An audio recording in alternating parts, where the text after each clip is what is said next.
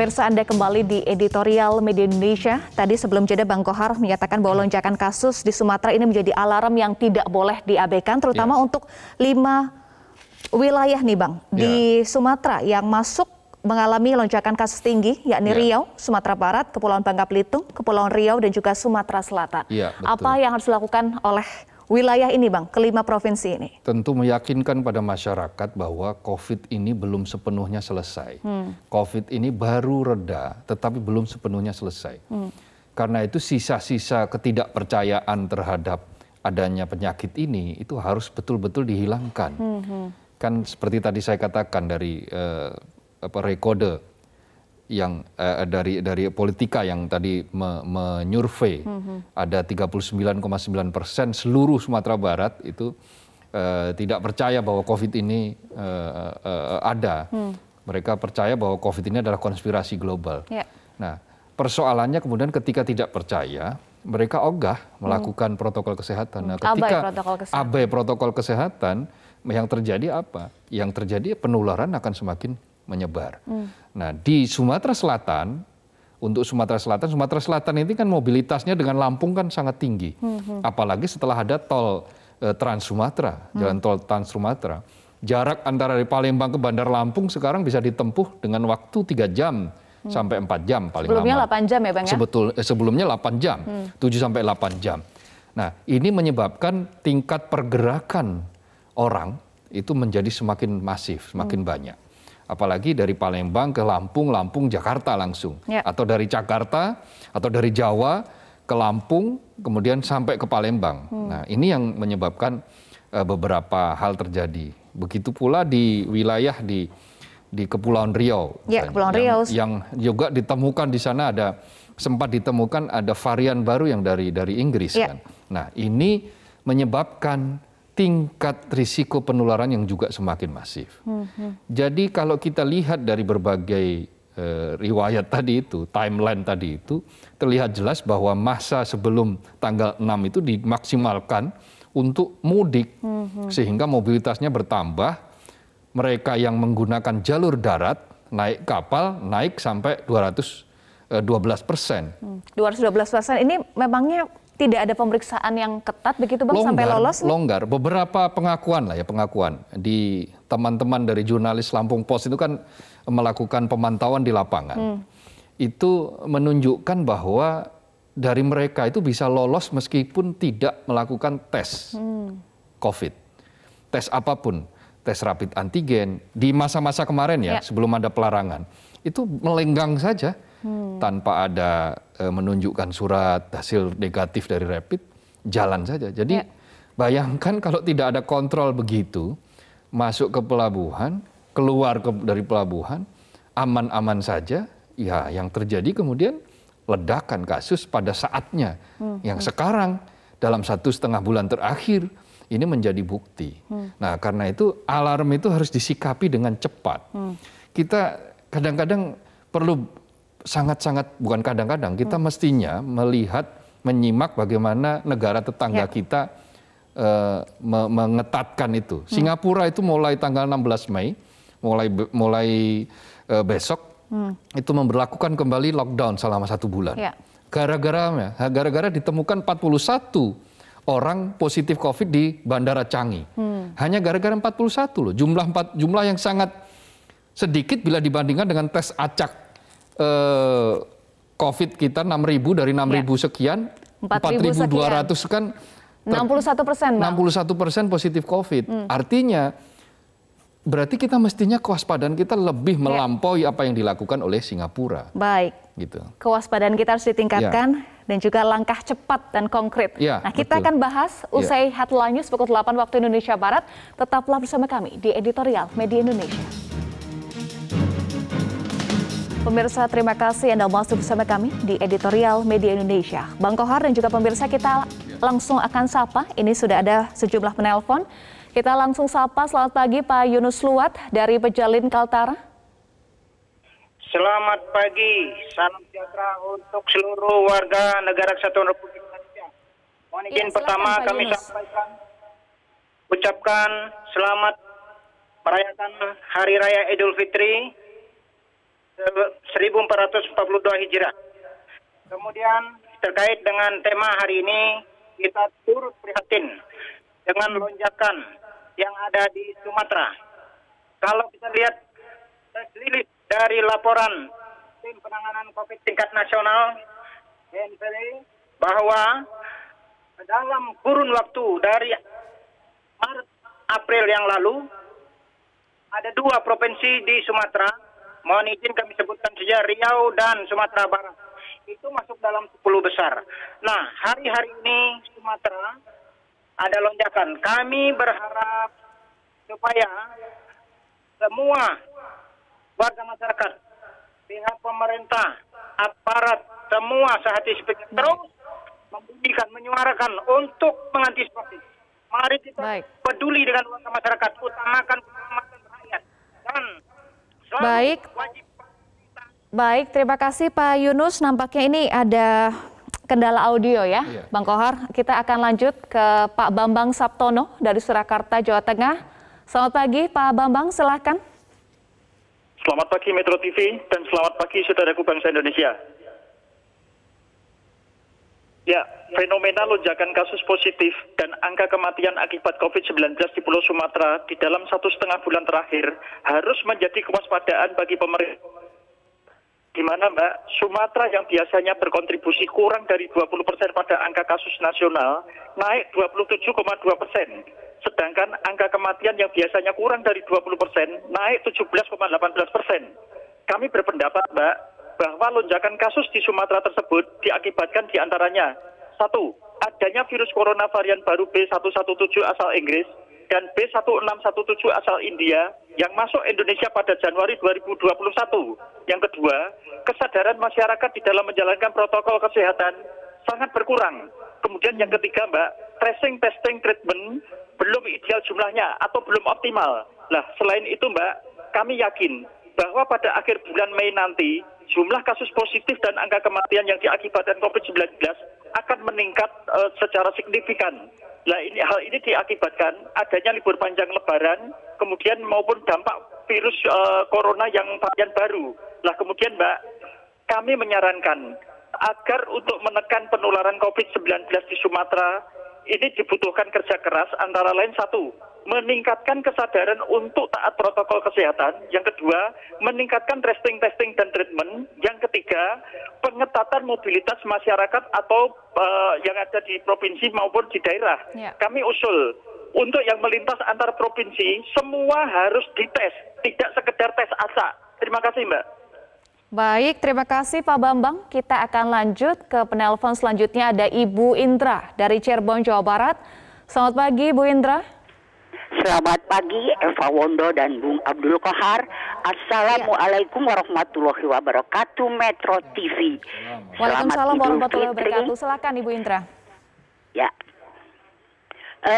memang kita jadi terpana juga. Ternyata kemajuan budaya masyarakat Indonesia ini tidak jauh-jauh dari India dan Bangladesh. Kemarin India sudah jelas menjadi cerminan buat kita, dan Bangladesh ternyata melakukan hal yang sama dengan masyarakat Indonesia.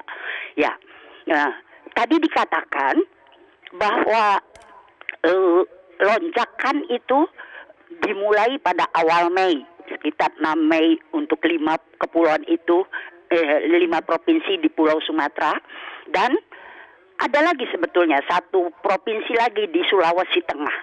Nah, ini memperlihatkan bahwa masyarakat Indonesia ini memang bandel, ya, cerdas, tapi bandel untuk coba-coba dan memperlihatkan akuknya begitu.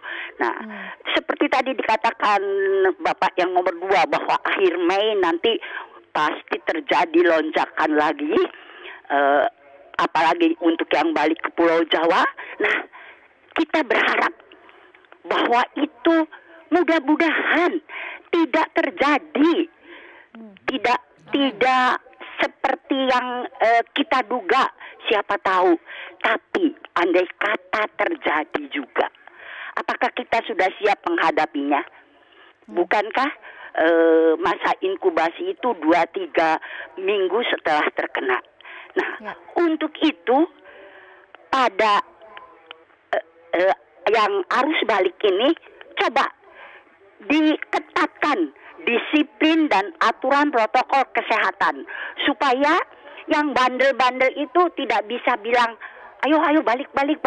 Kemarin juga lagi berangkat nggak apa-apa kok gitu. Jadi kita harus mengatasi hal ini supaya hal itu tidak terjadi. Mudah-mudahan.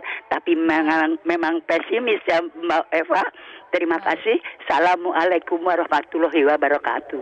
Waalaikumsalam warahmatullahi wabarakatuh. Terima kasih Ibu Indra. Selanjutnya kita akan ke Jambi. Sudah ada Pak Ramadan. Silakan Pak Ramadan. Assalamualaikum warahmatullahi wabarakatuh. Waalaikumsalam warahmatullahi wabarakatuh. Pak Kohar, Mbak Wondo, saya hari ini teman saya itu masih di rumah sakit. Tidak diduga penularannya itu lewat salah seorang mahasiswa di Jogja. Tetangga teman saya itu hanya tukang arit, Pak Kohar. Pagi pergi ngarit, sore pulang. Tetapi 2 hari dia demam, dilihat oleh mahasiswa yang dari Jogja. Hari yang keempat, dia demamnya tinggi. Hari yang kedua itu ditengok oleh sahabat saya yang sekarang di rumah sakit ini. Hari yang kelima yang tukang arit ini meninggal Pak di rumah sakit. Karena tertular oleh mahasiswa yang dari Jogja ini. Hari ini masih di rumah sakit dari 4 satu rumah, 3 masih di rumah sakit Pak Kohar. Maka itu menurut saya, pengalaman saya di kota saya tinggal, di masjid-masjid pengaturannya itu sangat lemah sekali Pak Kohar. Tidak ada spanduk, tidak ada himbauan, tidak ada yang datang protokol kesehatan ke situ. Oi, masjid kamu begini, itu belum ada. Tadi malam, kemarin hari, imam masjid saya meninggal. Itu menurut dokter yang menangani mendekati COVID. Cuman labor kita tutup. Tidak bisa mengetes secara pasti apakah ini COVID atau tidak. 2 malam di rumah sakit meninggal Pak Kohar, imam masjid saya. Akibat lalainya semua orang yang ada di masjid itu tidak patuh terhadap protokol. Jadi kesimpulan saya, mohon dengan segala kerendahan hati, peran pemimpin di negeri ini supaya ditingkatkan agar kami masyarakat kecil tidak terkena imbasnya kelalaian seorang pemimpin. Makasih Pak Kohar. Assalamualaikum warahmatullahi wabarakatuh. Waalaikumsalam warahmatullahi wabarakatuh. Terima kasih Pak Ramadan dan juga terima kasih Bapak Ibu tadi yang sudah menelpon. Mbak Kohar, kita sepakat bahwa kita prihatin sesuai dengan apa tadi yang disampaikan oleh para penelpon, tetapi kita akan bahas. Pertanyaannya adalah salah satu tadi dari Ibu Indra, apakah kita sudah siap jika terjadi lonjakan kasus? Karena epidemiolog juga menduga atau memprediksi bahwa 2-3 bulan lagi akan terjadi lonjakan kasus yang signifikan. Sesaat lagi kita akan bahas, tetaplah bersama kami. Pemirsa, Anda kembali di editorial Media Indonesia. Tadi kita sudah simak bersama pemirsa dan juga Bang Kohar. Para penelpon ini menyatakan prihatin dan juga tadi Bu Indra menyatakan masyarakat Indonesia nih masih banyak loh yang bandel Bang Kohar. Ya, betul. Nah, apa kemudian yang harus kita lakukan Bang Kohar? Karena tadi pertanyaannya juga apakah kita siap kalau terjadi lonjakan kasus Bang Kohar? Epidemiolog menduga atau memperkirakan akan terjadi lonjakan kasus signifikan dalam 2-3 bulan ke depan. Apakah kita sudah siap Bang Kohar? Ya, harusnya dengan pengalaman 1 tahun berada dalam pandemi, siap atau tidak siap itu bukan pilihan. Pilihannya hanya satu, harus siap. Harus siap. Karena tidak siap itu bukan pilihan di Indonesia. Tetapi kan faktanya memang tingkat kedisiplinan kita ini kan masih sangat longgar, sangat parah ya. Dulu Profesor Nurcholish Madjid itu pernah mengkritik dengan menyitir pendapat dari Gunnar Myrdal, peraih Nobel itu, bahwa kita ini termasuk dalam kategori soft state, bangsa yang lembek katanya. Salah satu ciri dari bangsa yang lembek itu adalah lemahnya disiplin, selain tentu pengekor gitu. Nah, kita ini lemah disiplin, sehingga apapun yang kemudian aturan yang dikeluarkan itu bisa disiasati. Jadi aturan dibuat untuk disiasati, bukan untuk ditaati. Ada celahnya ya Bang ya? Betul. Nah sementara kalau kita saksikan, kenapa Cina, kenapa Tiongkok itu sukses mengendalikan COVID-19? Hanya 8 bulan saja? Hanya 8 bulan saja, 8-9 bulan. Karena apapun yang datang, aturan yang datang dari pemerintahan mereka, itu tidak ada perdebatan. Apa yang datang, oke, ditaati. Ya memang sistem mereka sosialis. Tetapi faktanya yang kita lihat hari ini, jumlah total di Tiongkok yang kena COVID itu cuma 93.000. Bandingkan dengan Indonesia yang 1.700.000. Ya. Yang meninggal di Cina, Tiongkok itu dari mulai Desember 2019 sampai detik ini itu cuma 4.600. 4.600 sekian. Tidak sampai 4.700. Ya. Itu membuktikan bahwa disiplin atau jalan pedih lah ya kira-kira yang dipilih dalam beberapa waktu itu akhirnya membawa kemenangan di ujungnya. Nah kita ini kalau kita mau siap untuk mengalahkan COVID-19, varian apapun, secepat apapun varian itu menular, mutasi dari virus awal menular, kalau disiplin protokol kesehatan itu ditegakkan, maka insya Allah kasus tidak akan meledak. Karena begini, apapun intinya, COVID itu kan menular melalui droplet. Ya. Nah, droplet itu bisa dihindari kalau kita menggunakan masker, menjaga jarak, mencuci tangan dengan cara rajin. Kenapa harus mencuci tangan? Karena kan tangan kita kan kadang-kadang menyentuh hidung, menyentuh mulut, mata, dan seterusnya secara tidak sengaja. Nah, jangan menyentuh bagian muka sebelum tangan bersih. Itu artinya berarti kita tangan harus selalu bersih kan begitu. Dengan rajin mencuci tangan dengan sabun. Lalu menjaga jarak karena droplet itu kan dalam jarak tertentu kan tidak bisa sampai gitu loh. Itulah kenapa pentingnya menjaga jarak. Nah, persoalannya kita ini kemudian ya cepat sekali lalai. Ya selain lemah disiplin, ada memori kolektif kita terlalu pendek. Jadi jangka waktunya hanya dalam hitungan bulan saja. Nah, apa yang terjadi kemudian? Misalnya gini, larangan di masjid-masjid tadi kan ada dari Jambi, Pak, dari Jambi tadi. Pak Ramadan ya? Pak Ramadan dari Jambi tadi mengatakan di masjid longgar sekali di beberapa masjid. Saya juga menyaksikan di beberapa masjid di Pulau Jawa, di Jawa Timur, di Jawa Barat. Itu juga longgar dalam hal misalnya menjaga jarak. Alasannya mereka kan yang namanya soft itu kan harus rapat. Itu kalau kondisi normal. Kalau kondisi tidak normal, itu yang harus didahulukan apa? Keselamatan manusia. Ya. Cara menyelamatkan manusia adalah salah satunya menjaga jarak. Maka taati itu menjaga jarak. Kan rumusnya kan sudah ada. Di dalam usul fikih itu disebutkan bahwa ad-dororu yuzalu.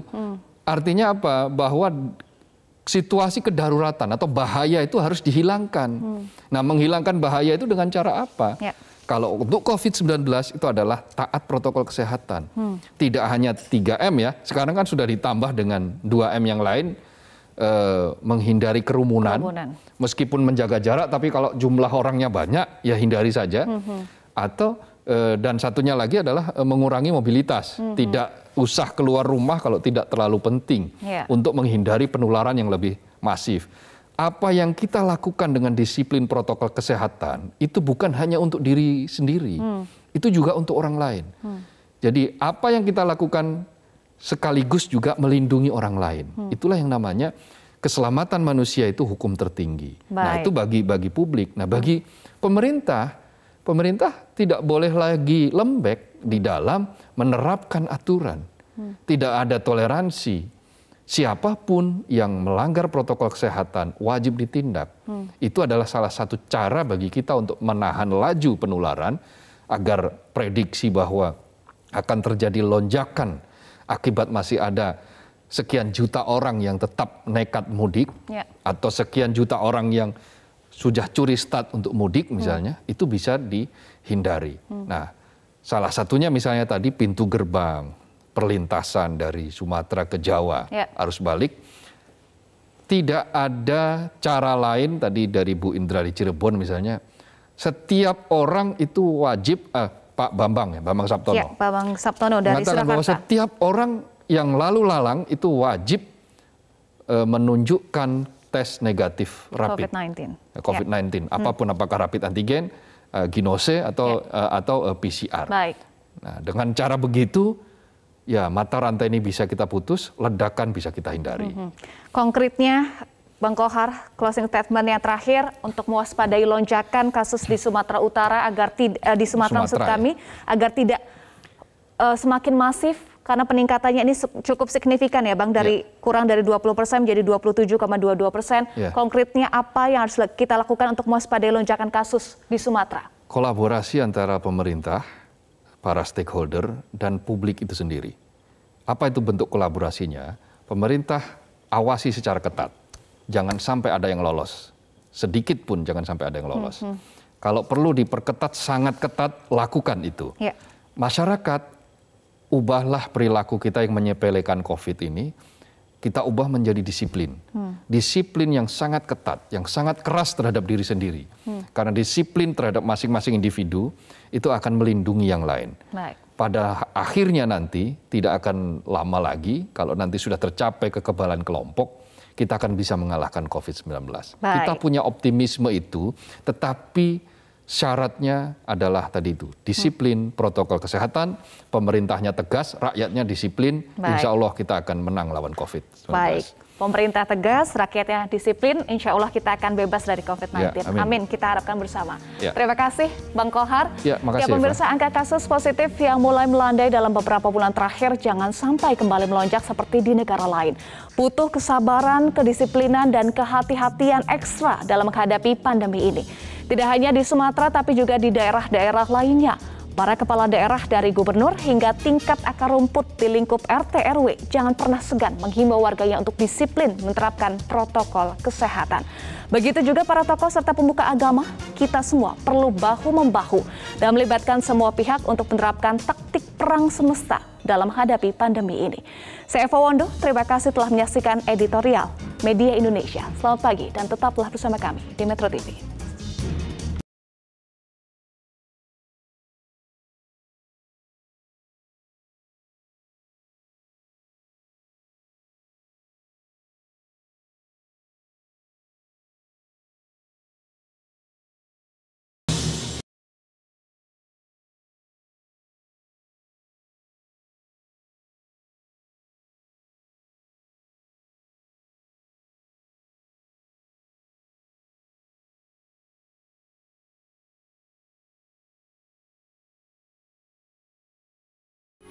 Metro TV